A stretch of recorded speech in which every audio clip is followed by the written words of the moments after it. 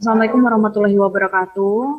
Halo teman-teman semuanya dan juga para audiens yang mendengarkan. Kami dari kelompok 11 terkait di sini kami akan membahas tentang ketentuan cukai dalam Undang-Undang Nomor 7 Tahun 2021 tentang harmonisasi peraturan perpajakan mata kuliah hukum pajak yang diampu oleh Bapak Nasrullah. Kami terdiri dari 3 kelompok anggota. Yang pertama ada Naufal Akmal, dan kedua ada Firdaus Harisma, dan yang ketiga ada Anissa Veronica. Baik, saya akan menjelaskan tentang pengertian. Pada dasarnya negara membutuhkan pendapatan guna mensejahterakan kehidupan rakyatnya maupun pembangunan sebuah negara.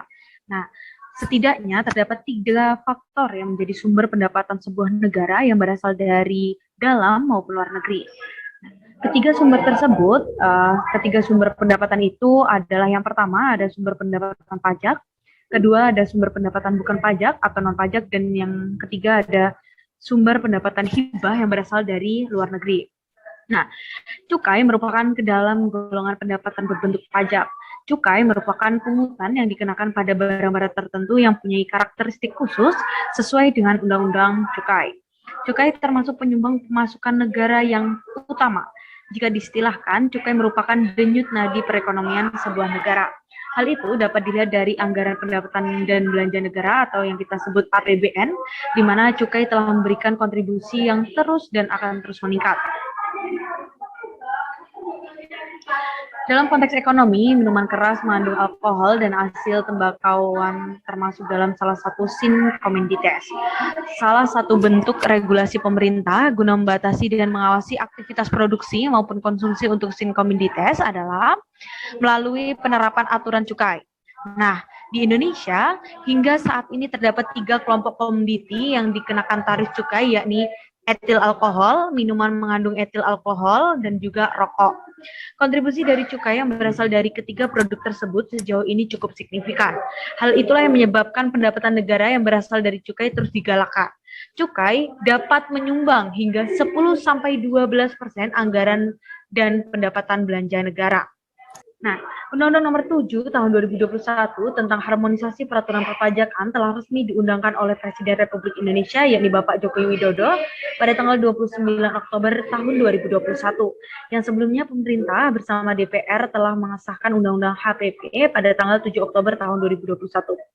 Cukai ini merujuk pada penguatan yang dikenakan oleh barang-barang tertentu yang memiliki sifat dan karakteristik tersendiri.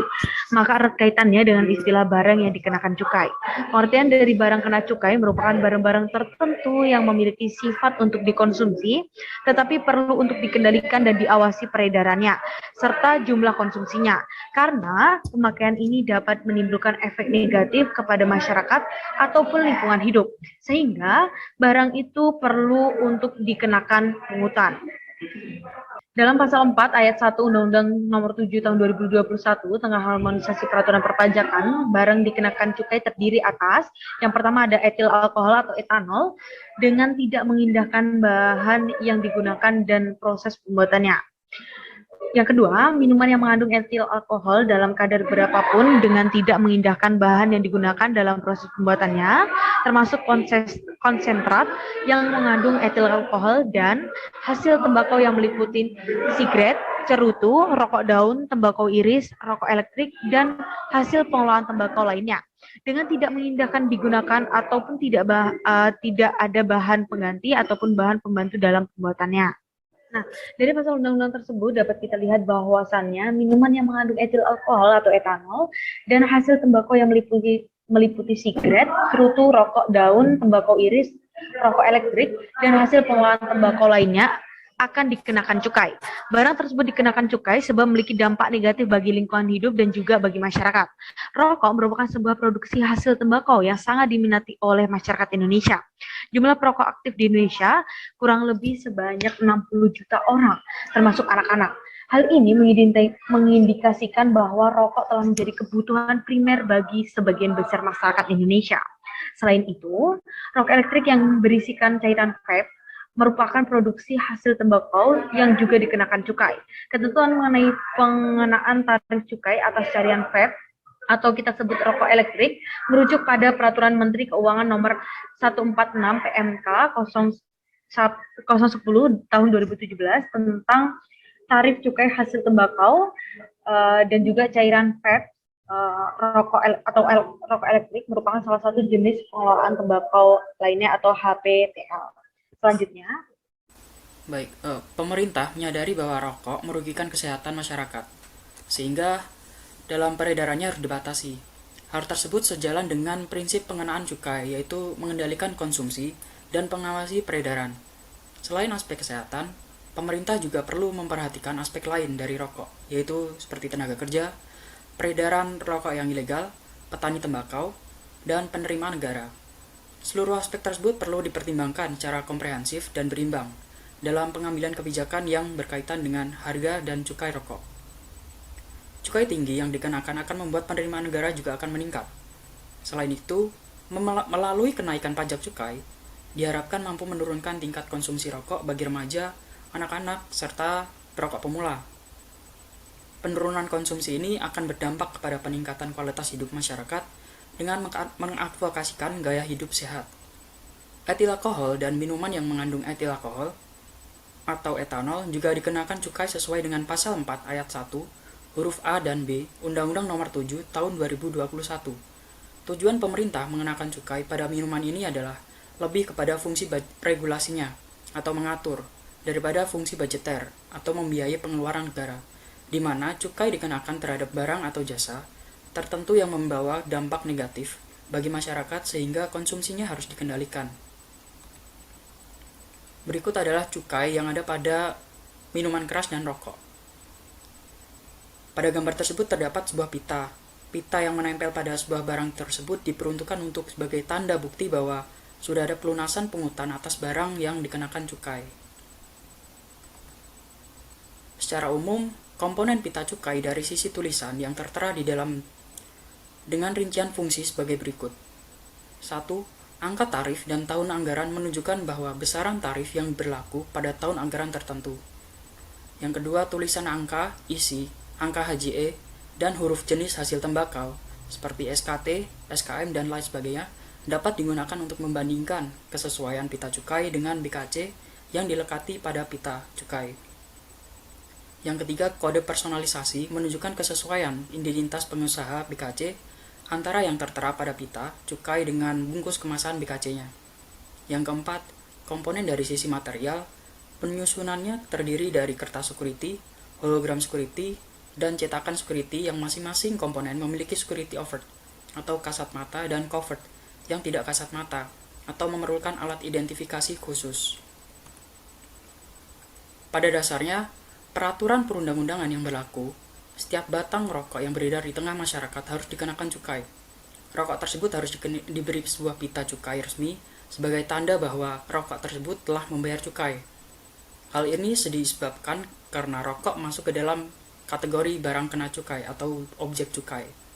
Dalam pasal 7 Undang-Undang Nomor 39 2007 menyatakan bahwa 1. Cukai atas barang kena cukai yang dibuat di Indonesia dilunasi pada saat pengeluaran barang kena cukai dari pabrik atau tempat penyimpanan. Yang kedua, cukai atas barang kena cukai yang diimpor dilunasi pada saat barang kena cukai diimpor untuk dipakai. Yang ketiga, cara pelunasan cukai sebagaimana dimaksud pada ayat 1 dan ayat 2 dilaksanakan dengan pembayaran, pelekatan pita cukai, atau pembubuhan tanda pelunasan cukai lainnya. Selanjutnya akan dilanjutkan oleh teman saya. Karena tingginya cukai rokok yang dikenakan oleh pemerintah Republik Indonesia, maka membuat banyak oknum yang berusaha untuk menghindar untuk membayar cukai rokok. Mereka mengedarkan atau menjual rokok serta minuman beralkohol tanpa pita cukai.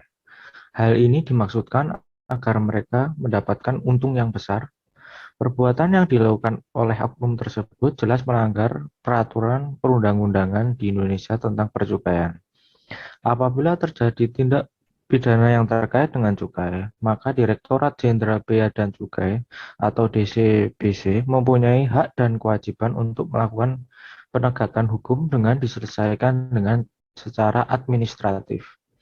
Hal ini tersebut Sesuai dengan ketentuan pasal 40B ayat 1 dan 2 Undang-Undang Nomor 7 Tahun 2021, maksud dari sanksi administratif tersebut yaitu sanksi yang berupa denda terhadap pelanggaran ketentuan undang-undang. Dampak dari terjadinya upaya penghindaran pembayar cukai rokok yang dilakukan oleh oknum tersebut dengan beredarnya rokok tanpa cukai tersebut membuat negara berpotensi mengalami kerugian yang cukup besar. Jika hal tersebut terjadi, maka pendapatan negara dari cukai yang telah ditargetkan tidak akan tercapai. Selain itu, perbuatan yang dilakukan oknum tersebut merupakan pelanggaran hukum yang berlaku di Indonesia, yang harus diberantas demi terwujudnya hukum dan keadilan. Direktorat Jenderal Bea dan Cukai atau disingkat DCBC mempunyai peran dalam melakukan pemungutan cukai. DCBC juga mempunyai peran dalam melaksanakan sebagian tugas pokok Kementerian Keuangan di bidang kepabeanan dan cukai. Berdasarkan kebijaksanaan yang ditetapkan dalam mengamankan kebijaksanaan pemerintah yang berkaitan dengan lalu lintas barang yang masuk atau keluar, yakni pemungutan bea masuk dan cukai berdasarkan peraturan perundang-undangan yang berlaku. Saat ini, pelanggaran cukai meningkat menurut Menteri Keuangan Sri Mulyani terjadi peningkatan terhadap pelanggaran cukai di Indonesia, dengan pelanggaran didominasi oleh hasil tembakau. Pada akhir 2021, terdapat 1.221 tindakan. Hal tersebut menandakan adanya peningkatan yang ada pada tahun sebelumnya, sekitar 819 penindakan. Pelanggaran cukai hasil tembakau menempatkan posisi nomor 1 sebagai pelanggaran cukai yakni sebesar 47,49% dan diikuti pelanggaran barang lainnya sebesar 25,58%. Berikut adalah contoh dari rokok ilegal. Dalam pasal 40B ayat 3 Undang-Undang Nomor 7 Tahun 2021 terdapat 5 pelanggaran administrasi yang dapat tidak dilakukan penyelidikan terhadap pelanggaran cukai seperti pasal 50, pasal 52, pasal 54, pasal 56, dan pasal 58 Undang-Undang Nomor 39 Tahun 2007. Pelanggaran pada pasal tersebut dapat tidak dilakukan penyidikan, namun pihak yang bersangkutan harus membayar sanksi administrasi berupa denda sebesar 3 kali nilai cukai yang seharusnya dibayar. Selain itu, barang terkait pelanggaran tersebut juga akan menjadi milik negara. Barang milik negara, cukai dari hasil sitaan tersebut biasanya akan dimusnahkan. Pemusnahan barang tersebut sebagai bentuk transparansi pelaksanaan tugas dan fungsi bea cukai dalam mengamankan hak-hak penerimaan negara dan memberikan perlindungan kepada masyarakat dari bahaya barang-barang ilegal. Pemusnahan dilakukan berpedoman pada Peraturan Menteri Keuangan Nomor 83 PMK 06 2016 tentang tata cara pelaksanaan pemusnahan dan penghapusan barang milik negara. Dalam pelaksanaan penegakan hukum perpajakan, perkara pidana percukaian yang meskipun telah dilimpahkan ke pengadilan, terdakwa masih memiliki kesempatan dapat membayar sanksi administratif yang digunakan sebagai pertimbangan untuk mendapatkan tuntutan tanpa penjatuhan pidana penjara. Pasal 64 ayat 1 Undang-Undang Nomor 7 Tahun 2021 menyebutkan bahwa penyelesaian pelanggaran cukai dapat dilakukan di luar pengadilan melalui penghentian penyidikan yang dilakukan oleh Jaksa Agung atas permintaan Menteri Keuangan. Dalam pemberhentian penyelidikan hanya dilakukan atas tindak pidana sebagaimana dimaksud dalam Pasal 50, Pasal 52, Pasal 54, Pasal 56, dan Pasal 58. Setelah yang bersangkutan membayar sanksi administratif berupa denda sebesar 4 kali nilai cukai yang seharusnya dibayar. Dalam sistem peradilan pidana, penuntut umum memiliki kewenangan untuk menentukan apakah suatu perkara hasil penyidikan sudah lengkap atau tidak untuk dilimpahkan ke pengadilan untuk diadili. Jika menurut pertimbangan penuntut umum suatu perkara tidak cukup bukti atau bukan termasuk delik, maka penuntut umum suatu ketetapan mengenai hal tersebut. Ketetapan yang dimaksud adalah ketetapan mengenai penghentian penuntutan, bukan penghentian penyidikan. Selanjutnya kembali ke moderator. Baik, terima kasih. Sekian presentasi dari kelompok kami. Kurang lebihnya kami mohon maaf. Semoga apa yang telah kami bagikan dalam PPT dan juga pemaparan dari teman-teman kami dapat bermanfaat. Sekian. Wassalamualaikum warahmatullahi wabarakatuh.